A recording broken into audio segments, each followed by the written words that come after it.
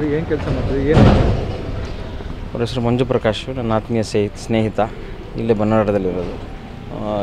Tata company, TCS ಕಂಪ್ನಿಲಿ ಕೆಲಸ ಮಾಡ್ತಾರೆ. ಏನು ನಿಮಗೇನು ಗೊತ್ತಾಗಬೇಕಾಗಿತ್ತು? ಏನಾಯಿತು? ಅದು ಹಾವು ಕಚ್ಚಿಬಿಡ್ತಂತೆ ನಿನ್ನೆ. ಹೇಗೆ, ಯಾವ ರೀತಿ? ಸುಮಾರು 12:45 ನನ್ನ ಹತ್ರ ಫೋನಲ್ಲಿ ಮಾತಾಡಿ. ನಾನು ಆಫೀಸ್ಗೆ ಹೋಗಿದ್ದೆ.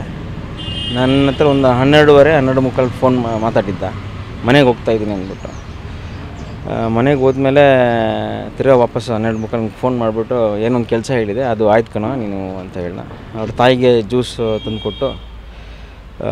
ಕೊಟ್ಬಿಟ್ಟು ಹೋಗಿ ಬೆಡ್ ಮೇಲೆ ಮಲ್ಕೊಂಡಂತೆ. ಅವನಿಗೆ ಈ ಕಾಲು, ಲೆಫ್ಟ್ ಕಾಲು ಸ್ವಲ್ಪ ಸ್ವಾಧೀನ ಇಲ್ಲ, ಅಂದರೆ ಸ್ವಲ್ಪ ನಮ್ನೆಸ್ ಜಾಸ್ತಿ ಇದೆ, ಸ್ಪರ್ಶ ಇಲ್ಲ. ಸೊ ಹಾಗಾಗಿ ಹೋಗಿ ಮಲ್ಕೊಂಡಿದ್ದಾನೆ.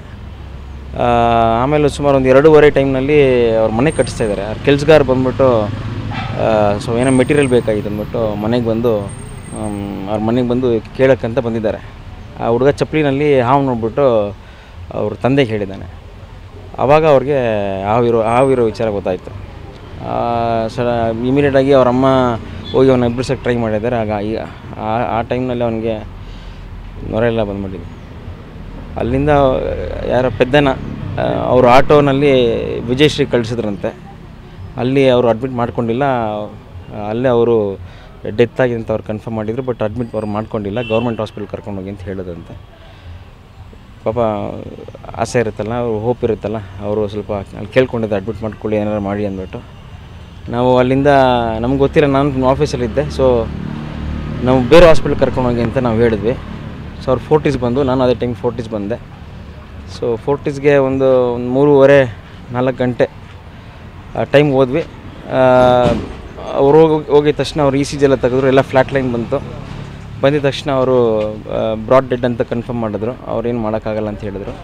ಸೊ ಅಲ್ಲಿಂದ ಪೋಸ್ಟ್ ಮಾರ್ಟಮ್ ಅದರ್ ಪ್ರಾಸೆಸ್.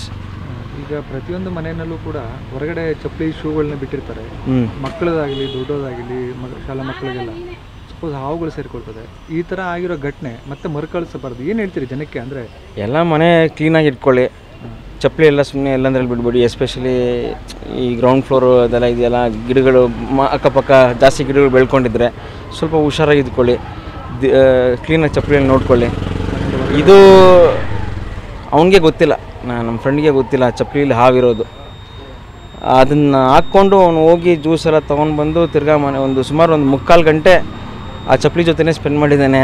ಮನೆಗೆ ಬಂದಿದ್ದಾನೆ, ಚಪ್ಪಲಿ ಬಿಟ್ಟು ಮನೆ ಹೋಗಿ ನಿದ್ದೆ ಮಾಡಿದ್ದಾನೆ. ಸೊ ಅವ್ನು ಆ ಹಾವು ಇರೋದು ಕೂಡ ಗೊತ್ತಿಲ್ಲ.